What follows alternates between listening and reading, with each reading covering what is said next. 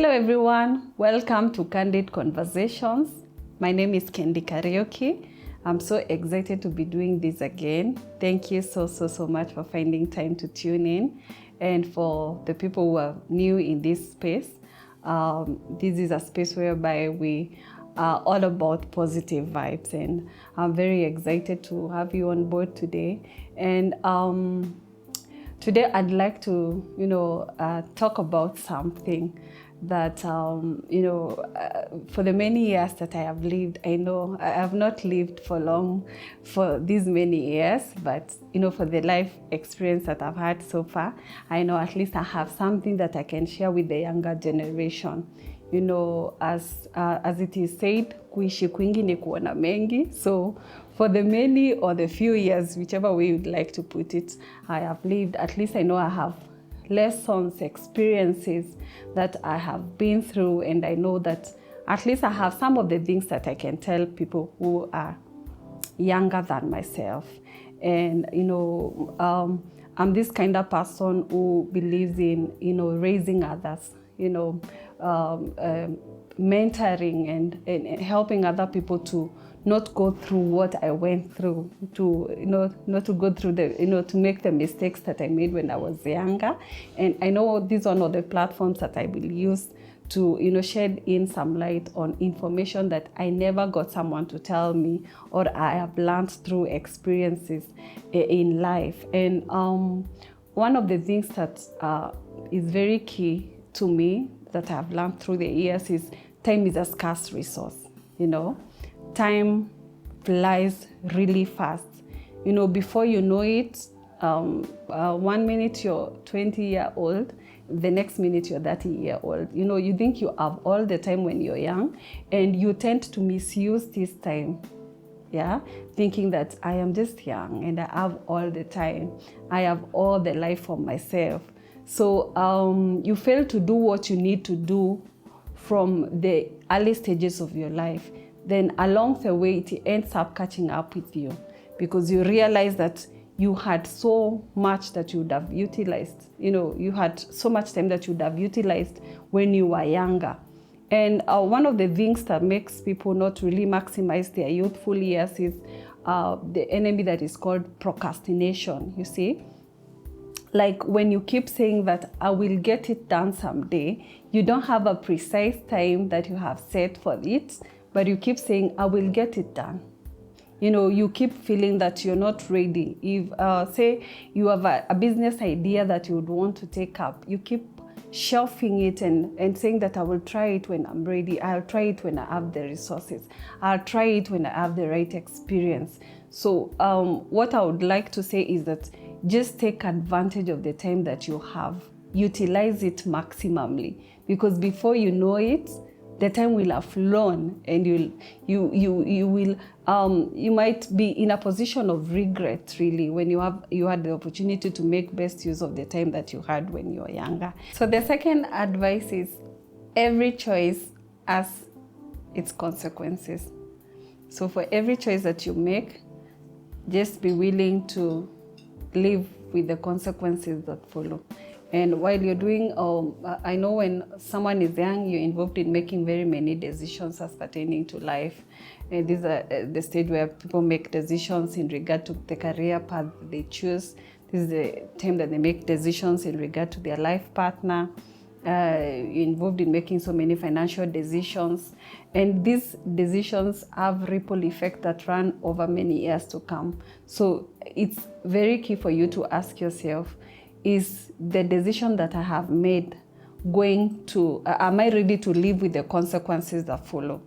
The consequences might be either positive or negative. So it's good to always have the end in mind. Will I be able to live with the consequences that follow? And this now will help you to make the decisions in an informed way, in a way that you'd be able to be proud of yourself for the decisions that you made when you were younger. Then the third advice that I'll give to the younger generation is don't be a people's pleaser. And I'm saying this particularly because it's something that I have being in, just, wondering and being so careful on what people think about you, what people will say, what will they think. And most of the people live in this prison for the longest time, living in a prison of people's opinions, being shaped, your actions, your words, anything that you do is just, based around what people think and what people say. I'd rather if you are concerned about what God says about it, because that's all that matters. And as long as God is with you and is okay with what you're doing, then anyone else is not really, really important, because if you confine yourself to what people think, people will always have something to say. Yeah, even if today you didn't do a single thing, they will still talk. If you came out of your comfort zone and tried to attempt something new, they'll have something to talk about. So don't ever be, informed. Your decisions, let them not be informed by what people say or what people think. Because if you remain to be a people's pleaser, then you realize there's a lot of opportunities that you'll miss out. There's a lot of potential that God has instilled inside of you that you'll not be able to exploit. You'll not be able to live your life fully because you're living in fear of what people will say, and people either way will say something. Then the other advice that I would like to give is life is in seasons. Life is in seasons, just like the seasons that we have. We know of the spring, winter, we know of summer, and we know of autumn. Same case to life. We are usually through different phases and stages of life. And so we should be able to make use of all the seasons that, all the opportunities that every season brings along. You will realize that even those seasons that we think are really bad, which we would like to liken to maybe winter, there are lessons that we pick and learn from them. Yeah. Then, I find so many young people saying that when this will happen, I'll be happy. You don't enjoy the moment because you're waiting for a particular day that you'll be happy. What about you embrace every beauty that comes in every season? Like, for instance, I have had many young unmarried people say that when I'll get married, I'll be so happy. When I get children, I'll be very happy. Then what they fail to realize is even singlehood has so much that can be enjoyed. They can maximize that stage that comes with its own level of beauty, that you're able to make decisions on your own, that you don't have so many responsibilities. How about if you embrace every season and make best use of it? Because hardly are you able to bring back the years that you've wasted waiting for years to come, you see. So it's good for you to embrace every opportunity and learn to appreciate every season of life, so that you don't get to a place where you start to regret, I wish I maximized my singlehood. I wish I saw the opportunity before I had these responsibilities, yeah? Then another thing is, the fifth one is live within your means. I don't know how much times I would emphasize this, live within your means. I know we are in a generation that is out to show off. Yeah, we are in the social media, digital era generation, where people go out there and try to prove a point to their age mates, to their peers. And you are in the process of trying to prove a point or trying to show off, you end up getting yourself into debts. You try to finance a lifestyle that you don't really afford. You go beyond what you're able to manage. And that's why people are sinking into debts when they are very young. And sometimes some of these mistakes run all the way, and the effects of getting yourself into debt when you're young, you will still be paying these debts many years to come. And these people that you were trying to please, maybe they have moved on with their lives. So just learn to live within your means. I would actually advise that if you're able to not incur debts in financing recurrent expenditure, if you concentrate more on saving and investing, then you'll come to appreciate that you did that later in the years to come. Sometimes people say that I will not invest in property until I'm married. I'll not do this until many years to come when I get a lot of money. But that small little savings that you're building up, you're going to appreciate it many years to come. And you're going to be grateful that you made such a decision when you were younger. Then the sixth one is, do not despise humble beginnings. Yeah. And I know most of us know about the principle of the mustard seed that is highlighted in the scriptures in the book of Matthew. It's also in the book of Luke. And this is a parable that Jesus was teaching about the mustard seed, which is the smallest of all seeds. But when it grows, when it's planted, it grows to be a very huge tree that birds come to rest on, and it's one of the biggest trees that you can imagine of. So what's the point that I'm trying to pass is, don't despise the fact that you're starting with the small. It will be that small capital that you have, that small little savings that you have, but they count a lot. Just start off from that level of smallness. It is wrong to remain small, but there is nothing wrong with starting small. So as long as you keep making steps gradually, day by day, step by step, you'll eventually get to where you're going. But when you sit back and wait until you have all that money you're dreaming of for you to start that big business, then you're going to wait for a very long time. And then again, one of the things that I personally experienced when I was younger, I used to imagine that for you to do, I used to have side hustle businesses. And sometimes I would take loans to finance the businesses. And then you fail to realize that there's the beauty of starting small. And one of the things that is very beneficial to start small, is you keep learning along the ladder. Yeah. When you take that huge amount and just invest in the businesses, chances are that the business will come down because you've not learned the skills of climbing up the ladder. So there is absolutely nothing wrong with starting small as long as you're making those steps towards your greatness. Embrace it. Is part of, it's a display of humility, that you're not embarrassed on the smallness, because eventually you'll grow to your greatness. Then the seventh advice that I'd like to give the younger generation is, failing is part of life. There is nothing wrong with failing. So many successful people today will tell you that they have failed so many times. And when you fail, all you need to do is just to embrace yourself, come out of that pity party and shake off the dust and move on.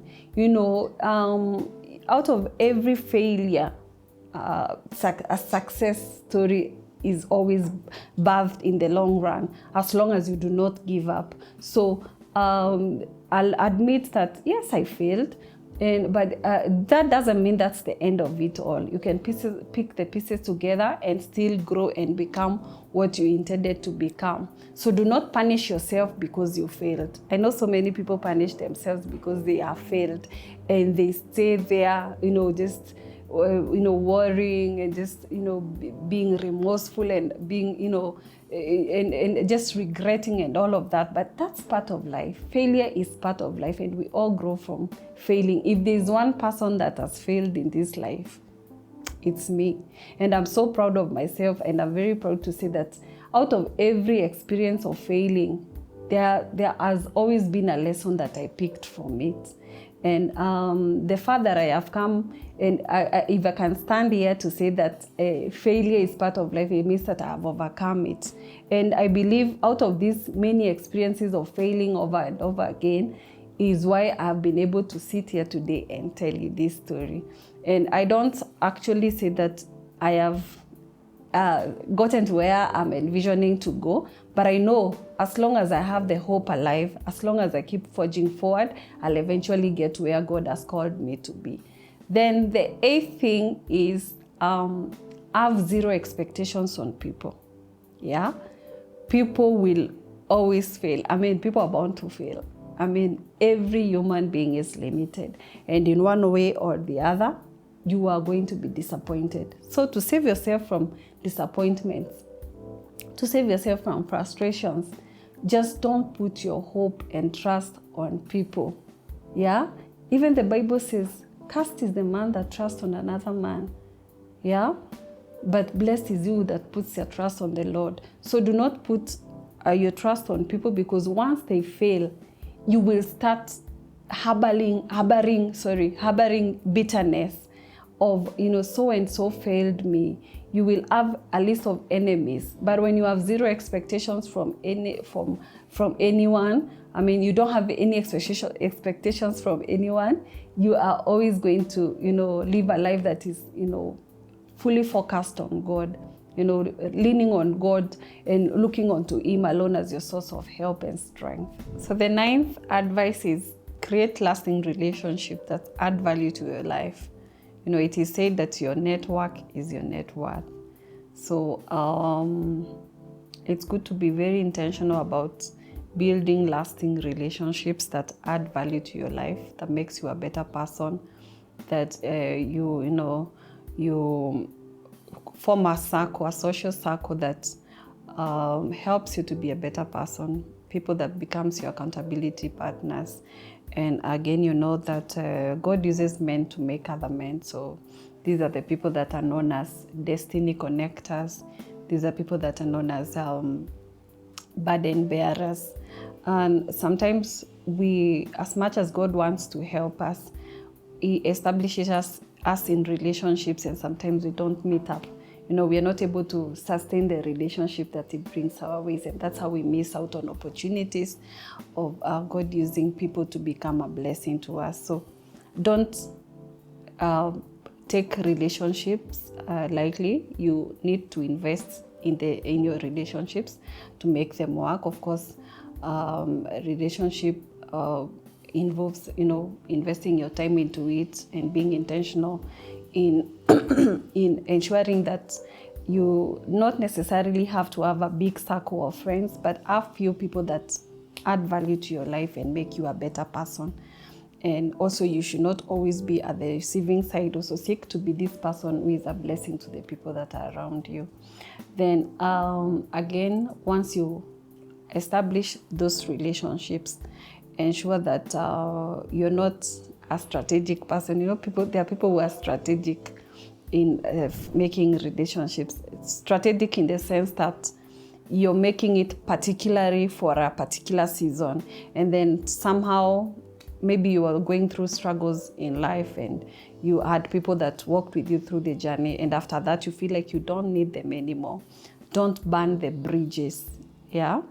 Don't get to a position where you feel, I do not need so and so again in my life because I can do it on my own. You never know. This life is, the world is a very small place. You don't know where you would meet this person and where you may need their help on another instance. You don't know whether this person that you're disregarding at, their level of smallness, one day God may use them and you may need their help when they are in a position of influence. I have lived and I have seen God transform people that were in lower positions than myself at some point, and God has elevated them to higher levels of their lives. So it is possible. It is possible to have someone in your life, and maybe you're thinking they're just maybe a nanny, maybe they're just a cleaner, and you disregard them in that sense. Don't burn bridges. Retain and maintain those relationships. And actually, there's something that I learned from my bishop back in the days. It's good to have people in all category of life. People that are lower than you in terms of experience, in terms of financial status, in terms of years. You can have relationships with people that are younger than you. You can have relationships with people who you are in the same level, and you can also have relationship with people that you look up to who are higher than you in terms of in those dimensions, financially, in terms of the years that they have lived and financial status and all of that. You need all these people in your life, and just keep them well, leave them, make sure that you don't use them temporarily, and I'm using the word use because don't utilize an opportunity selfishly and just think that you don't need them anymore. Are there going to be conflicts when dealing with people? Yes. Because, of course, as we said, people have flaws, people have weaknesses, but don't be the person who seeks to create a solution. Be the person who pursues to reconcile and to bring back, unity where there is division or where there is misunderstandings. Then the 11th thing is so dear to me, and this is, discover your purpose early enough. To be honest, I'm among the people who never really discovered my purpose early enough, and by the grace of God, I've been able to figure it out much later in life. But if you're able to discover your purpose before, when you're young enough, at the early stages of your life, then it works really to your advantage because you're able to put in a lot of energy and attention before you get other responsibilities and other commitments that come along. And that's why I normally say, before saying, yes to marriage, you should actually have discovered your purpose. And, at this age, when you're small with, you're younger, let me use the word younger, with minimal responsibilities, then you're able to devote yourself more to your area of calling. And that's when people take advantage and build their capacity then. If you need to go back to school, you go back to school. If you're able to, if you need to, go get some form of training, get some, you have all the time. You have all the time and all the energy when you're younger to be able to devote your time into it and to build it. And when you discover your purpose early enough, you don't beat around the bush trying out this, it fails, trying out the other one, it fails, because you have known it from the onset. And the best way to discover your purpose, of course, is to build your relationship with God, because He's the one who created you. He knows what is best for you. He knows what assignment He gave you when He sent you here on earth. So spend time to really know your purpose. I have come across people who, in their 30s, in their 40s, you ask them, what is your purpose? They say, I don't know. They actually live a day at a time. They just work for money. They're just existing for the sake of it. They do not know what their purpose is. And that's not a very good place to be in. So if you're able to discover your purpose early enough, it is to your advantage. I don't know how much I can insist this, but this is a very critical thing. Please get to discover your purpose early enough. Then, the 12th advice that I'd like to give is, don't let anyone despise your youth. Yes, you're young, and sometimes people seem to, write off young people. This is just a young person after all. What do they have to offer on the table? And you cannot underestimate the potential that young people carry. Don't let anyone shut you down. Let your voice be heard. Let your opinions be aired out. And I am very encouraged to see the younger generation, the Gen Zs, nowadays are speaking out their minds. And they are being considered in the tables, decision-making tables, because their opinions also count. Even God has used people who are very young, like Prophet Jeremiah. He was called into ministry when he was very young, and God used him. So the same way that God told him, He'll never leave him nor forsake him, He was with him. And when Jeremiah was feeling like he's afraid because he's just a child, and God was encouraging him and telling him that He is there with him. So I want also to encourage you as a young person out there, thinking that you have nothing to offer because you're young. Do not despise your youth. Yeah, you matter, and your opinion and your voice matters to the world that we are living in today. Then the other advice that I'd like to give is that always be prepared. Yeah, when opportunity meets preparedness, success is sure. Out of this, the time that I have lived, I have seen people who are never prepared for any opportunities that come. Yes, they are truly trusting God for opportunities to come up for them, but once these opportunities come, they are not prepared. Say, for instance, someone is looking for a job. They don't have their CV ready. Yeah, they have not put their papers together. Someone is looking for a opportunity. They don't have a driving license. Yeah. Someone is trusting God for international doors to open for them. They do not have a passport. Yeah, opportunities, when opportunity comes, it should always find you prepared. Like, this is something that I have learned in life. I've experienced things that really taught me that I should always remain prepared for opportunities that come. And right now, you see, I had this dream of authoring books when I was way younger, in my early 20s. And some of these books that I'm doing right now, I had titles back then. I was just waiting for that opportunity to come when I'll get the resources and the right time for it to be done.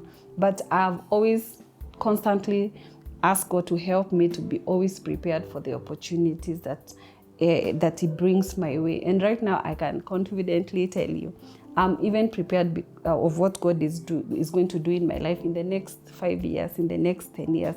I'm always open to, my mind is always open to, being futuristic. I'm always ready. Yeah. I've started, because I'm seeing myself in the future, I've started getting myself ready for what God is doing. And I also want to encourage you, please remain always prepared, because you do not know when this opportunity will show up. Will it find you prepared? Then another advice is you accept and learn from your mistakes. Yeah, as I said, making mistakes is part of life. We all make mistakes at some point, and we learn from our mistakes. But are we humble enough to accept that we made the mistake? Yeah, sometimes people are full of pride that they do not want to accept that I failed and I need help. I am at this position and I need someone to come in for me. When you let pride preoccupy your life, then you're not able to realize of the resources that God has placed in your life in terms of people around you, because you don't want to accept, you're not able to learn, you're not able to overcome. So you're always running away from the fact that I failed in this way. I did not prepare enough, and that's why this opportunity escaped me. We do not want to accept the mistakes that we have made that has costed us. We want to cast our blames on our parents, that they did not do this and this. We want to cast the blames on our friends, our teachers. Let's just learn to accept and own up mistakes that we make, so that we become better, so that we're able to to grow and become all that God has called us to become. Then the 15th one is, and this is very interesting, is you can pursue talent or your gift and still succeed. Yeah, success has no particular formula. And from one of the videos I have done before, I talked about doing what you love, and there's this perception that until you follow a particular career path, then you cannot succeed. Do not let that mentality sink in you. The moment that you discover that God has deposited a talent or a gifting in your life, exploit, utilize it, make best use of it, sharpen your skill, sharpen your craft, continue becoming and learning from experiences and becoming. And I can tell you for sure, you will succeed in whichever thing it is. May it be sports, may it be in the arts space, may it be in, any kind of profession. Anything that God has deposited in you, don't feel inferior, that you have no white-collar job. You can still pursue your passion as a musician. You can pursue your passion as an artist. and still shine at it. Don't let anyone put you down or coerce you to take a path that does not please you or you're not happy about. And you have the responsibility to make that decision early enough. So please do it so that you don't regret later. Then the 16th one is don't let fear hold you from becoming the full version of yourself. I mean, fear is a derailer. Fear is a destiny robber. Fear is the worst of all enemies. Most of the people who lived and never became what God wanted them to become, one of the key reasons why they didn't is because of fear. They are always fearful. Fear sometimes of fear of unknown. You ask them what they're afraid of, they cannot even be able to tell you, because fear, the minute you discover that fear is something that things that do not even exist in real sense, yeah? And the minute you overcome your fears is when you begin living. I speak this from a point of experience. I've also been in such a space where I was just fearful, fearing people, fearing trying out new things, fearing, what will happen. Just do it. Just do it and fail and say, at least I tried, and learn, instead of just being fearful, just thinking that I cannot do this. I don't have the ability. I don't have the prowess. I'm not eloquent. Make those mistakes. Don't live in fear. Face your fears.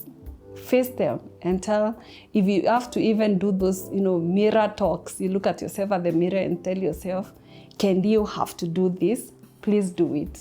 Face your fears, and the earlier you do it, the better it is for you.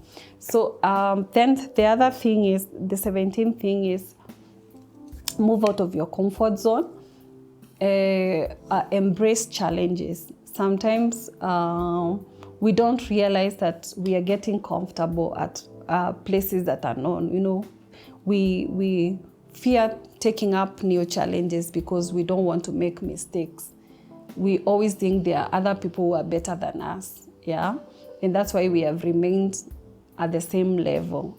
I have always been this person who looks up to, more challenging situations, things that will pinch me out of my comfort zone, things that will make me, not have the same mindset, doing the same thing, and having the same attitude of, I can just be okay with the minimum. Why should you be okay with the minimum while God has given you the opportunity to exploit every potential that is seated inside of you? So move out of that comfort zone this year. Don't say it's next year. Don't procrastinate. Come out of that comfort zone. Challenge yourself to be a better person. And the moment you choose to dive in that ocean, I know it might look scary from the onset, but somehow as you continue trusting in God, it'll be able to give you the grace to swim through and you find yourself on the other end. So the 18th advice that I'd like to give to the younger generation is, success takes time. It's not a day thing, it's a journey. You begin today, but you need to be consistent. It's a journey that needs patience, resilience, and determination, and you eventually get where you want to be. We are living in this microwave kind of generation where you'd want things to just happen. You start a business today and tomorrow you are a billionaire. You want to start up something new and tomorrow you have exceeded expectations by far. How about you look at success as a journey? Life is also a journey. Take a day at a time. Just know that you may not succeed immediately, but gradually, as long as you keep at it, as long as you remain consistent to whichever endeavor that you've taken up. Don't be so quick to get things fall in place. Just don't be so quick to succeed and to be up there. Some of these people that you see have paid the price of being patient over the years. They have remained consistent over the years, and that's why you see them being the market leaders in their profession or in their area of calling, whatever thing that they are doing. They have been there for quite a long time. And we have this tendency of just thinking they just came the other day. They have labored over the years. They've been persistent. They have kept at it. As long as you have your eye on the goal, you know where you're headed to, then keep going, keep making the steps, as I earlier said. Keep growing in it. Don't just, easy get is easy go. That's the principle of life. And the moment you want things easily like this, they will go as fast as they came. So be patient with yourself. Remain focused. Remain diligent. And eventually you will get where you're focusing your mind and your heart to. And then the 19th advice that I'd like to give to the younger generation is don't seek success, seek to grow. And the moment you grow, success will automatically come your way. So we attract success by who we are becoming. We do not run after success. Let's just pause and ask ourselves, how much have I grown over the years? What progress am I making with my life? Am I adding value to my life? Have I gone back to school to improve on my skills? Am I reading books that will make me a better person? Am I surrounding myself with people that will challenge me to grow? We do not waste time chasing after success, because the moment you keep chasing it, it will become like a mirage. You'll keep running and never getting there. But the moment you focus, change your shift into growing yourself, then definitely you will attract success. We attract what we are becoming. So make sure that you're becoming great so that you are also attract greatness in your life. Then the last but not the least, and this is the most important of them all, is building a personal relationship with God. He says in his word that follow me and I'll make you. So, and we all know that the fear of the Lord is the beginning of wisdom. So you don't want to do this life on your own. The Bible says that without him we can do nothing. And indeed, as you pursue to ask God to help you to discover what he made you for, what he created you for, you're able to explore the opportunities that God has deposited inside of you. As long as you are connected to the author of life, who is God, then he has the manual for your life. He knows it best more than any other person. So as long as you do not remain, you remain focused on, looking onto him and asking him to help you, he will be able to help you. And this comes as, having this personal relationship with him. And in the book of Proverbs chapter 3 verses 5, we see that trust in the Lord with all your heart and lean not on your own understanding. And your ways, acknowledge him and he will make your path straight. You see, this is one of my most favorite piece of scripture, and I have learned to lay my life in trusting God. Doesn't matter how long it takes, as long as you're in the path of God, then you'll eventually get where you're going. But if you choose to just do it on your own, I cannot guarantee you success, because it is most definite that you're not going to get it right at some point if you don't have God. When the storms come, they will carry you away if you're not anchored to him that gives you life and ordered life and brought you into this world. So please seek to work on your relationship with God. And minus this last point, everything else that we've talked about on the other points do not make sense. So this is the most critical of all. It should actually be the first thing that you do, is that you seek to grow your relationship with God. Don't just have a casual relationship with him. Have a deep, intimate relationship with him. And just as earthly friends are, it's easier to get something from a person that you've worked your friend, someone that you regard as a friend, because you've worked on the relationship. So same case applies to God. Yeah, if we have worked on our relationship with Him, then we are sure that we are gonna walk this life's journey together with Him, and is the safest place to run to. So I hope you're being encouraged by what this conversation that we've had today, and my heart goes out to those young people that are struggling, that are not knowing what to do. Please just know that God loves you and God has best plans for you, as it says in Jeremiah 29 verses 11. So as we wind up this conversation, it's my hope that this conversation has added value in your life in whichever way. And if so, please make sure that you subscribe for more of such content. And don't just benefit alone. Please, if this conversation you feel it's valuable to someone, be sure that you also share with them so that they're also blessed. And I pray that we'll someday meet with some people who will say that I thank God that you spoke about, those things that you learned and those things that you shared with the younger generation. That's always my prayer, and that's the reason we do what we do, is that we will touch a life somewhere, and people will start believing in God, and people will start believing in themselves and the potential that they carry.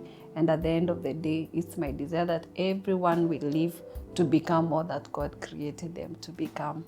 So kwa hayo machache ama mengi, for now it's a bye-bye. See you next time.